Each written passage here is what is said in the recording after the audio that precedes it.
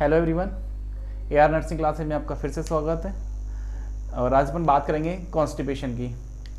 General condition है, लोगों ने सुना भी होगा, आप लोग देखते रहते हैं, जब अपने घर में भी ये चीज़ें हो जाती है, फिर अपन बाहर कुछ खाना पीना लेते हैं या फिर अपनी जो हैबिट वगैरह है वो अपन चेंज करते हैं, लाइफ स्टाइल चेंज कर देते हैं, तो ये चीज़ें अपने नॉर्मली कंडीशन में देखने को मिल जाती हैं।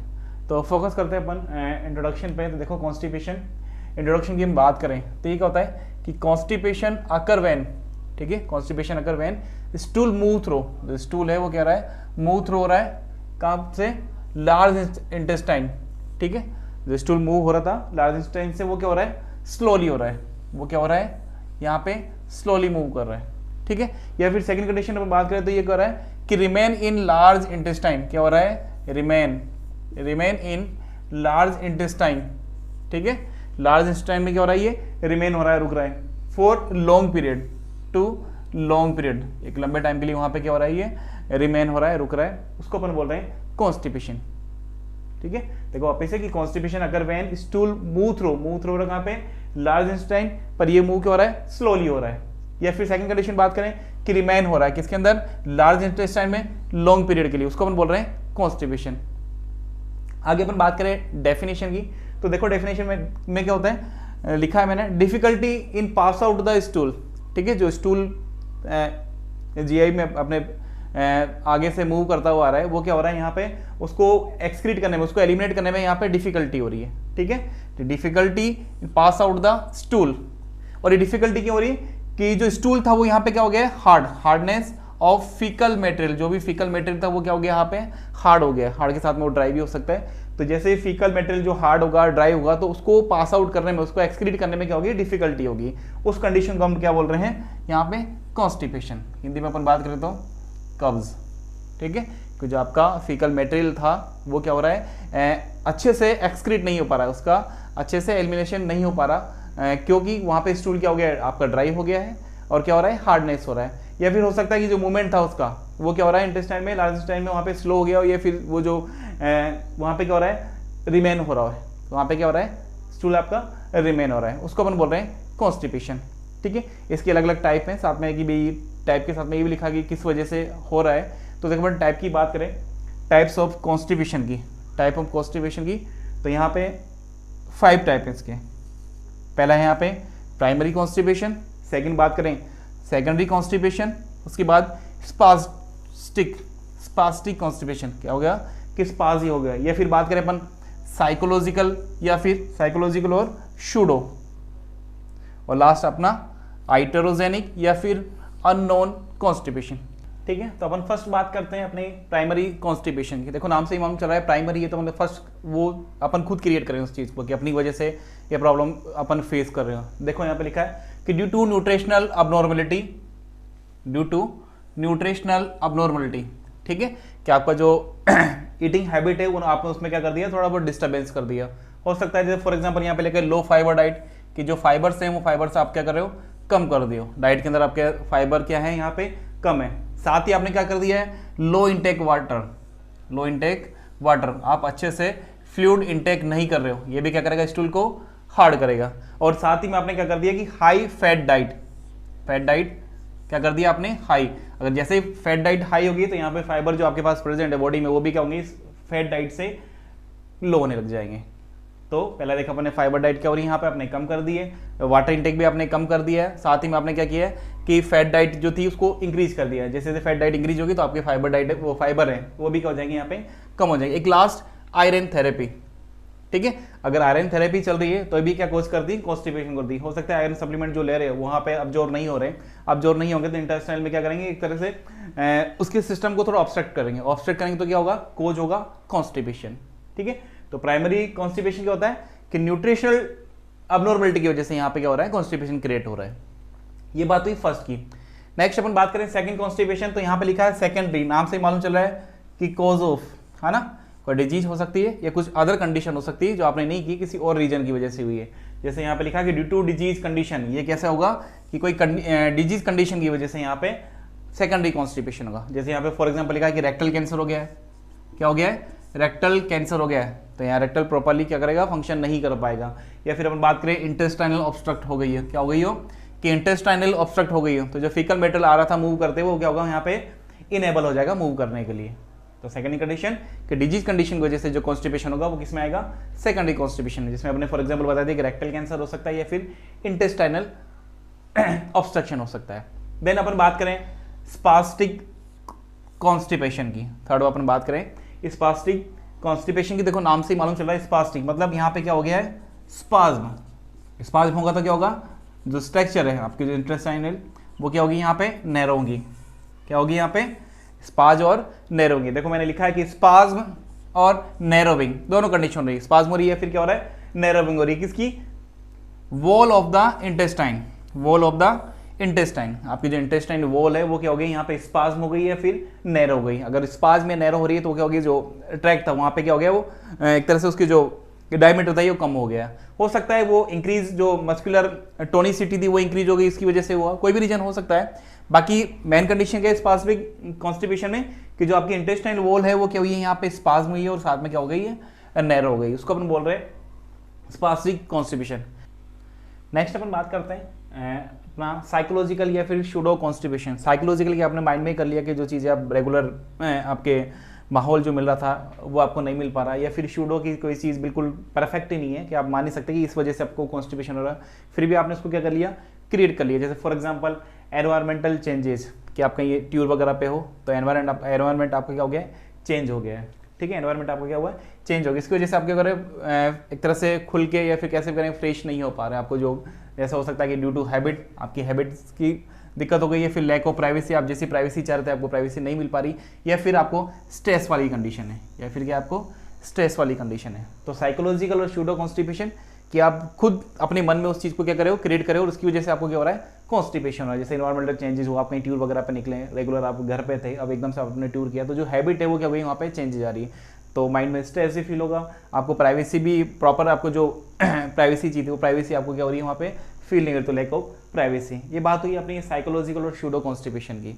नेक्स्ट अपन बात करें हाइड्रोजेनिक या फिर अननोन कॉन्स्टिपेशन कि जिसका कोई कोज ही नहीं है, ठीक है। तो अननोन कॉन्स्टिपेशन में कि जो ड्रग्स हैं वो कौन प्रोवाइड करवा रहा है, जो हेल्थ केयर है प्रोवाइडर करवा रहा है उन ड्रग में। जैसे फॉर एग्जांपल यहाँ पर लिखा है कोडीन, ठीक है, कि एक पेन किलर डिजीज है जिसकी वजह से सबसे ज़्यादा कॉन्स्टिपेशन क्रिएट होता है, ठीक है, सबसे ज़्यादा क्या हो रहा है, कॉन्स्टिपेशन क्रिएट हो रहा है। तो अपने बात की साइकोलॉजिकल और स्यूडो कॉन्स्टिपेशन की। तो साइकोलॉजिकल वाला मैंने बताया कि आपने खुद ने मन में क्रिएट कर लिया कि आपको एनवायरमेंटल चेंजेस हुआ है, या फिर आपने हैबिट आपको प्रॉपर्ली नहीं हो पा रही, या फिर आपने स्ट्रेस क्रिएट की है, या फिर लैक ऑफ प्राइवेसी आप फील कर रहे हो। और अननोन और हाइड्रोजेनिक में बात करें तो जो भी ड्रग है, ठीक है, कि ड्रग की वजह से आपको क्या हो रहा है, कॉन्स्टिपेशन हो रहा है, उसको अपन बोल रहे हैं हाइड्रोजेनिक या फिर अननोन कोजेस। नेक्स्ट अपन बात करते हैं causes of constipation. Causes of constipation, causes वही अपने जो टाइप देखे थे उसमें अलग अलग टाइप देखा, स्पास्टिक वाला देखा, प्राइमरी देखा, सेकेंडरी देखा, वो नहीं टाइप के अकॉर्डिंग यहाँ पे कॉज निकल के आएंगे। देखो यहाँ पे first eating too little fibre, आप क्या कर रहे हो, फाइबर कम खा रहे हो, आपकी डाइट में क्या है, फाइबर की कमी है, तो little eating too little fibre, आप फाइबर आप डाइट क्या कर दी, आपने कम कर दी, ठीक है। उसके बाद not drinking enough liquid, not drinking enough liquid, जो लिक्विड था वो पर्याप्त मात्रा में नहीं ले रहे हो, जो फ्लूइड है वो प्रॉपर्ली आप इंटेक नहीं कर पा रहे हो, एक कंडीशन, या फिर एक कोज ये भी हो सकता है। उसके बाद अपन बात करें लैक ऑफ एक्सरसाइज या फिजिकल एक्टिविटी, जो आपकी फिजिकल एक्टिविटी थी बॉडी की वो आपने बिल्कुल क्या कर दी है, कम कर दी है, ठीक है, या फिर आप एक्सरसाइज ही नहीं कर रहे हो, कि आपने खाना खाया बिल्कुल रेस्ट में चल रहे हो, तो लैक ऑफ एक्सरसाइज और फिजिकल एक्टिविटी ये कोज भी क्या करेगा, कॉन्स्टिपेशन क्रिएट करेगा।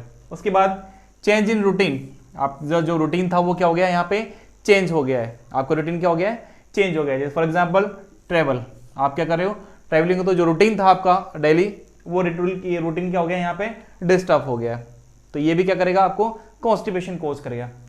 नेक्स्ट अपन बात करें तो ओल्डर एज, जैसे जैसे एज आपकी बढ़ती जाएगी, जो आपका जो मेटाबॉलिज्म है वो क्या होता रहेगा, स्लो होता जाएगा। तो यहाँ पे अगर ओल्ड एज वाले जो कैंडिडेट हैं उनमें कॉन्स्टिपेशन इजीली देखने को मिलता है, क्योंकि यहाँ पे क्या हो जाता है, स्लोअर मेटाबॉलिज्म आपका क्या हो जाता है, स्लो हो जाता है, तो ओल्डर एज में कॉन्स्टिपेशन कोज इजीली देखने को मिलेगा कॉन्स्टिपेशन। उसके बाद अपन बात करें नेक्स्ट कोज की, तो फ्रिक्वेंट यूज ऑफ लेग्जेटिव, आप क्या कर रहे हो, फ्रिक्वेंटली यूज कर रहे हो किसका, लेग्जेटिव का, फ्रिक्वेंटली आप क्या यूज कर रहे हो, लेग्जेटिव। नेक्स्ट अपन बात करें सर्टेन डिजीज कंडीशन, ठीक है, सर्टेन डिजीज कंडीशन, जैसे मैंने टाइप में देखा था कि इंटेस्टाइनल ऑब्स्ट्रक्शन हो सकता है, इंटेस्टाइनल ऑब्स्ट्रक्शन हो गया हो, या फिर अपन बात करें यहाँ पे रेक्टल कैंसर, तो ये डिजीज भी क्या करेगी, आपके कॉन्स्टिपेशन कोज करेगी। अपने टाइप में भी देखा था, तो यहाँ पे सर्टेन डिजीज कंडीशन, जैसे फॉर एग्जांपल मैंने बता दिया आपको इंटेस्टाइनल ऑब्स्ट्रक्शन हो सकता है, या फिर कोई रेक्टल कैंसर है, ये सारी चीजें भी क्या कर रही है, आपको कॉन्स्टिपेशन कोज कर रही है। अपन ये बात की नॉर्मल कोज की। बात करें अपन मेडिकेशन की, तो मेडिकेशन में जो पेन है, पेन में भी हम बात करें स्पेशली कौन सी, जो नार्कोटिक्स है, ठीक है, नार्कोटिक ड्रग्स भी क्या करिए, आपको जो जीआईटी फंक्शन है उसको थोड़ा डिस्टर्ब करिए। उस जीआईटी डिस्टर्ब होने की वजह से आपका जो कंडीशन देखने को मिलेगी कौन सी मिलेगी, कॉन्स्टिपेशन, ठीक है। तो एक हो गया आपकी नार्कोटिक्स। सेकंड मेडिकेशन की बात करें एंटासिड्स, ठीक है, कौन सी, एंटासिड्स। एंटासिड्स भी कौन सी, जो एंटासिड्स कंटेन कर रही है क्या, एल्यूमिनियम, जो एंटासिड क्या कर रही है, एल्यूमिनियम कंटेन कर रही है, उनके अंदर भी क्या देखने को मिलेगा, आपको कॉन्स्टिपेशन देखने को मिलेगा।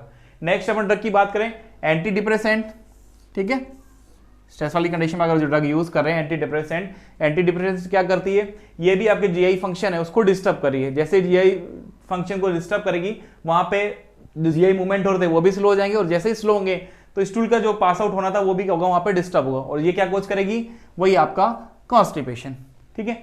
नेक्स्ट अपन बात करें आयरन सप्लीमेंट, अपने टाइप में भी देखा था कि आयरन सप्लीमेंट आप ले रहे हो, कि कुछ आयरन सप्लीमेंट क्या होते हैं, वो एक तरह से प्रॉपर्ली अब्जॉर्ब नहीं हो रहे। आयरन सप्लीमेंट क्या हो रहे हैं, प्रॉपर्ली अब्जॉर्ब नहीं हो पा रहे। ये प्रॉपर्ली अब्जॉर्ब नहीं होंगे तो क्या होगा, ये उस जीआई फंक्शन को क्या करेंगे, डिस्टर्ब करेंगे। जैसे ही डिस्टर्ब करेंगे तो वापस वही कंडीशन देखने को मिलेगी, कौन सी, कॉन्स्टिपेशन वाली। क्या देखने को मिलेगा अपने को, कॉन्स्टिपेशन। और लास्ट अपन देखा इसके मेडिकेशन में डाययूरेटिक्स, आप ज्यादा ये क्या यूज कर रहे हो, डाययूरेटिक्स यूज कर रहे हो। देखो यहाँ मैंने कोर्स में लिखा है कि नो ड्रिंकिंग इनफ लिक्विड, ठीक है, कि एक तो पर्याप्त मात्रा में लिक्विड नहीं ले रहे, और यहाँ पे आप लिक्विड ले भी रहे हो तो आप क्या यूज कर रहे हो, डाययूरेटिक्स। तो आपका जो लिक्विड है वो सारा क्या हो रहा है, इस डाययूरेटिक्स की वजह से एक्सक्रीट हो रहा है, डायरेक्ट की वजह से क्या हो रहा है, एक्सक्रीट हो रहा है, ठीक है। तो ये बात हुई अपन मेडिकेशन की। अदर कंडीशन की बात करें तो इरिटेबल बाउल सिंड्रोम की जो आपका बाउल मूवमेंट है वो यहाँ पे क्या हो गया, डिस्टर्ब हो गया। तो इरिटेबल बाउल सिंड्रोम हो सकता है, या फिर हार्मोनल डिस्टर्बेंस, आपकी बॉडी में क्या चल रहा है, हार्मोनल डिस्टर्बेंस चल रहा है, इसकी वजह से आपको कॉन्स्टिपेशन देखने को मिल सकता है। या फिर अपन बात करें प्रेगनेंसी कंडीशन में भी, एक जनरल कंडीशन है उसमें भी कॉन्स्टिपेशन देखने को मिलता है। और लास्ट अपन बात करें फिशर या हेमरॉइड, वहां पे क्या कंडीशन क्रिएट हो गई है, पेशेंट में क्या देखने को मिल रहा है, फिशर है, या फिर वहां पे क्या है, हेमरॉइड है। अगर हेमरॉइड है, ब्लीडिंग वगैरह वहां पे हो रही है, तो उस कंडीशन में भी वहां पे आपको क्या देखने को मिलेगा, कॉन्स्टिपेशन। इरिटेबल बाउल सिंड्रोम में क्या होता है कि यहाँ वही स्पास्टिक वाली कंडीशन हो जाती है, ठीक है, स्पास्टिक वाली कंडीशन हो जाती है, जिसकी वजह से वहां पे क्या देखने को मिलेगा, आपको कॉन्स्टिपेशन। तो ये बात हुई कॉजेज की। नेक्स्ट अपन बात करते हैं क्लिनिकल मैनिफेस्टेशन या फिर sign and symptom of constipation. Sign symptom की बात करें अपन तो जनरली ये कि अपन देखते भी हैं कंडीशन को, तो पेट के जो साइज है, डिस्टेंशन वगैरह है, फ्लैचुलेंस वगैरह है, थोड़ा बहुत शरीर है आपका थोड़ा लिथार्जी वाला हो जाएगा, मतलब थका हुआ शरीर फील होगा, थोड़ा बहुत आप प्रेशराइज भी कर रहे हैं तो हो सकता है कि पेन वगैरह होने लग जाए रेक्टल वगैरह में। तो देखो अपन देखते हैं क्लिनिकल मैनिफेस्टेशन। तो देखो फर्स्ट लिखा है कि एब्डोमिनल डिस्टेंशन, आपका जो एब्डोमिनल है वो क्या होगा, थोड़ा डिस्टेंस होगा, बढ़ेगा, एब्डोमिनल साइज क्या होगा, बढ़ा हुआ नजर आएगा, तो एब्डोमिनल डिस्टेंशन फर्स्ट। उसके बाद बात करें कि उस कॉन्स्टिपेशन अगर कुछ ज्यादा है, कॉन्स्टिपेशन आपको ज्यादा है तो क्या देखने को मिलेगा, आपको एब्डोमिनल और रेक्टल पेन का मिलेगा, एब्डोमिनल और रेक्टल पेन, क्योंकि जो स्टूल वहां पे बना था उसको आप पास आउट करने के लिए आप थोड़ा प्रेशराइज कर रहे हो। प्रेशराइज वजह से करने से, प्रेशर की वजह से आपके एब्डोमिनल में भी पेन होगा, साथ में रेक्टल भी, क्योंकि प्रेशर रेक्टल पे भी लगेगा और एब्डोमिनल पे भी लगेगा।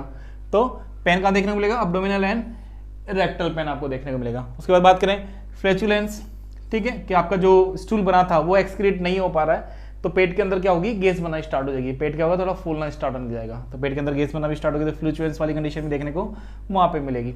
हो सकता है फ्लैचुलेंस हो गया, साथ में आपका डिस्टेंशन हो रहा है, तो आपको नोजिया एंड वोमिटिंग वाली कंडीशन भी वहां पे देखने को मिले। फ्लैचुलेंस हो रहा है, एब्डोमिनल डिस्टेंशन हो रहा है, तो इन दोनों की वजह से आपको वहां पे नोजिया एंड वोमिटिंग ये कंडीशन भी देखने को मिल सकती है। अगर नोजिया वोमिटिंग है तो लॉस ऑफ एपेटाइट होगा, क्योंकि पहले से क्या हो रहा है, वहां पे फ्लैचुलेंस भी हो रहा है, एब्डोमिनल डिस्टेंशन है, एब्डोमिनल पेन भी हो रहा है, तो आपको जो खाना पीना है वो भी आप क्या कर दोगे, कम कर दोगे, तो लॉस ऑफ एपेटाइट वहां पे क्या मिलेगा, लॉस ऑफ एपेटाइट भी कंडीशन देखने को मिलेगी। कई बार हो सकता है लॉस ऑफ एपेटाइट, उसके बाद हो सकता है कि इन सारी चीजों की वजह से शरीर क्या हो जाए, थोड़ा थकान फील करने लग जाए, लिथार्जी, शरीर क्या होगा, लिथार्जी होगा, आपकी जो बॉडी हो जाएगी लिथार्जी हो जाएगी, थका अपने आप को फील करेगी।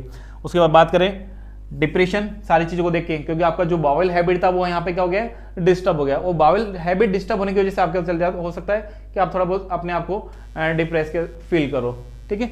और लास्ट कंडीशन में बात करते हो सम टाइम रेक्टल ब्लीडिंग, ठीक है। कई बार क्या करते हैं कि आप डिप्रेशन में आके ज्यादा प्रेशर लगाने लग जाते हो, उस प्रेशर की वजह से रेक्टल ब्लीडिंग भी आपको देखने को मिल सकती है। अब सारा प्रेशर कहाँ रहा है, अबडोमेन से प्रेशर लगा तो प्रेशर कहाँ पे पड़ रहा है, उस रेक्टल पे। उस प्रेशर की वजह से, क्योंकि कॉन्स्टिपेशन ज्यादा था, आपने प्रेशर लगाना शुरू कर दिया, उस प्रेशर की वजह से वहां पे क्या होगी, रेक्टल ब्लीडिंग होगी। नेक्स्ट अपन बात करते हैं डायग्नोसिस की।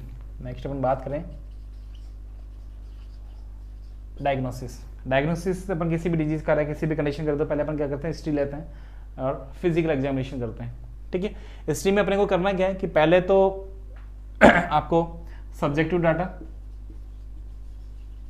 और साथ में ऑब्जेक्टिव डाटा, ठीक है, दोनों कलेक्ट करना है। कि आपको सब्जेक्टिव में पैसे आपको बता रहा है कि किस तरीके से उसको कंडीशन देखने को मिल रही है। जैसे अपने क्लिनिकल मैनिफेस्टेशन में बात की तो उसमें पेशेंट बता रहा था कि भाई अपने देखा कि फ्लैचुलेंस वगैरह थे, अब्डोमिनल डिस्टेंशन हो रहा था, नोजिया वोमिटिंग हो रही है, ठीक है, अब्डोमिनल पेन हो रहा है, रेक्टल में भी पेन हो रहा है, अगर प्रेशर अपन ज़्यादा लगा रहे हैं तो वहाँ पे क्या हो रही है, ब्लीडिंग हो रही है, ठीक है। ये सारी चीज़ें कंडीशन आपको कम बता रहा है, पेशेंट बताता है, अपन काउंट कर रहे हैं सब्जेक्टिव डाटा में। अब ऑब्जेक्टिव डाटा में अपने को क्या करना है कि वहाँ पे जो भी क्लिनिकल पर्सन है वो उस चीज़ को असेस करने की कोशिश कर रहा है कि स्टूल अगर आ रहा है तो किस कंडीशन में आ रहा है, किस तरीके से हो रहा है और ये कंडीशन है कितने टाइम से है, ठीक है। बाउल साउंड वगैरह आप अब्डोमेन का एग्जामिनेशन करके दे रहे हो, असेस करके दे रहे हो कि अब्डोमेन की कंडीशन कैसी है। तो ये सारी चीज़ें किसमें आ जाएगी, आपके ऑब्जेक्टिव डाटा में। पहले तो कंडीशन पेशेंट ने बता दी, अब वो सारी चीज़ें सुन के उन सब्जेक्टिव डाटा के बेस पे आप क्या करो, उस चीज़ को ऑब्जर्व करने की कोशिश करो। स्पेशली इसमें आपको करना है क्या कि असेसमेंट करना है। असेसमेंट में आप क्या करोगे, बाउल साउंड है, वो बाउल साउंड को आप क्या करोगे, वहाँ पे असेस करोगे। बाउल साउंड को आपको क्या करना है, असेस करना। अब कॉन्स्टिपेशन कंडीशन है, अगर वहाँ पे हाइपो एक्टिव बाउल साउंड आ रहे हैं, बाउल साउंड कैसे आ रहे हैं, हाइपो एक्टिव है, तो वो इंडिकेट करेगा आपको कॉन्स्टिपेशन को। काय को इंडिकेट कर रहा है, आपके कॉन्स्टिपेशन को वो क्या कर रहा है, वहाँ पे इंडिकेट कर रहा है, ठीक है। नॉर्मली आपको 5 मिनट तो लगभग देखना ही देखना है, 5 मिनट तो लास्ट अपन बात करें तो 4 मिनट के लिए कम करते हैं आपको बाउल साउंड असेस करना है। बाउल साउंड 4 मिनट के लगभग तो आपको असेस करना है। नॉर्मल बाउल साउंड की बात करें तो अपन नॉर्मली 16 पर मिनट के लगभग आपके बाउल साउंड होते हैं, 1 मिनट में 16 बाउल साउंड होंगे। अब यहाँ पे बाउल साउंड आपके क्या हो रहे हैं, एक्टिव आ रहे हैं। बाउल साउंड एक्टिव है तो मतलब ये कंडीशन एक्टिव इंडिकेट करेगी आपके कॉन्स्टिपेशन को, ठीक है। तो पहले देखो हिस्ट्री रखेंगे फिजिकल एग्जाम में, आपको पूरी डिटेल में हिस्ट्री लेनी है, उसके ऑब्जेक्टिव डाटा कलेक्ट कर लिए, फिर आपको सब्जेक्टिव डाटा कलेक्ट करके आपको ऑब्जेक्टिव आपको ऑब्जर्व करना है, ठीक है। और फिजिकल एग्जामिनेशन में बोला कि असेसमेंट करना है, स्पेशली आपको बाउल साउंड अगर हाइपो एक्टिव कंडीशन आ रहे हैं, है ना, तो इंडिकेट करेंगे आपके कॉन्स्टिपेशन को। नेक्स्ट अपन बात करें अदर टेस्ट की, तो अदर टेस्ट में अपन देखेंगे पहले ब्लड टेस्ट, ठीक है। ब्लड टेस्ट में आपको आइडेंटिफाई करना है कि थायराइड तो नहीं है। पेशेंट अगर हाइपोथायराइड है तो मतलब कॉन्स्टिपेशन के चांसेस हो सकते हैं। साथ ही में आप चेक करोगे कैल्शियम लेवल, अगर कैल्शियम लेवल हाई है तो अभी क्या है, कॉन्स्टिपेशन है। उसके बाद बात करें एक्सरे में आप क्या करोगे, जो इंटेस्टाइनल कोई ब्लॉक हो गया हो, इंटेस्टाइनल में कोई ब्लॉक होगा या फिर जो स्टूल वहाँ पे प्रेजेंट था वो कहीं कोलन में आके क्या हो गया, ब्लॉक हो गया हो, ये सारी कंडीशन आप किसमें देखोगे, एक्सरे के अंदर, ठीक है। और अगर आप ज़्यादा अपन इन्वेस्टिगेशन करना चाहें तो अपन कर सकते हैं सिग्मोइडोस्कोपी। सिग्मोइडोस्कोपी में अपन क्या करते हैं, रेक्टल और कोलन का क्या करते हैं, इवोल्वेशन करके देखते हैं कि कहीं ब्लॉकेज तो नहीं है, किसी और चीज़ की रुकावट तो नहीं है, किसी और रीजन की वजह से, जिसमें अपन रेक्टम और कोलन दोनों को विजुअलाइज करेंगे। उसके बाद बात करें कोलोनोस्कोपी में आप जो एंटायर कोलन है, आपकी जो एंटायर कोलन है उसको आप क्या कर रहे हो, यहाँ पे इमेजिन करो, वहाँ पे आप आइडेंटिफाई करो कि कहीं कोलन में तो प्रॉब्लम नहीं आ गई, हो सकता है वहाँ पे जो ब्लॉकेज है कोलन के अंदर ही ब्लॉक हो रहा हो, स्टूल आगे मूव नहीं कर पा रहा हो, तो उसके लिए अपन क्या करेंगे, कोलोनोस्कोपी। और यहाँ भी आइडेंटिफाई नहीं होगा तो आप लास्ट में क्या कर सकते हैं, एनोरेक्टल मैनोमेट्री। एनोरेक्टल मैनोमेट्री क्या क्यों करते हैं कि इवोल्वेट कर रहे हो आप एनल स्फिंक्टर मसल्स को, ठीक है। एनल स्फिंक्टर मसल्स में आप क्या करोगे कि उनके कोऑर्डिनेशन को चेक कर रहे हो कि जो बाउल मूवमेंट करवा रही है उसका उन मसल्स का कोऑर्डिनेशन कैसा है। अगर वहां पे कोऑर्डिनेशन नहीं आ रहा है तो बाउल मूवमेंट क्या होंगे, प्रॉपर्ली नहीं होंगे। क्योंकि यहाँ पर अपन ने देखा ना कि अगर हाइपो एक्टिव बाउल साउंड आ रहे हैं तो मतलब इंडिकेट कर रहा है कॉन्स्टिपेशन को। तो अपन एनोरेक्टल मैनोमेट्री उसमें क्या करें, evolution of anal sphincter muscle function को कर रहे हैं, जिसमें स्पेशली क्या देखेंगे, पर कोऑर्डिनेशन देखेंगे कि जो बाउल मूवमेंट करवा रही थी, है ना, उन मसल्स का कोऑर्डिनेशन कैसा है, कि जो बाउल मूवमेंट कराने में जो मसल्स यूज हो रही है वो कोऑर्डिनेट कैसे कर रही है। अगर वो कोऑर्डिनेट सही है तो ठीक है, अगर नहीं कर पा रही तो आपको रीजन पता लग रहा है कि कॉन्स्टिपेशन किस वजह से हो रहा है, ठीक है। नेक्स्ट अपन बात करें मैनेजमेंट की।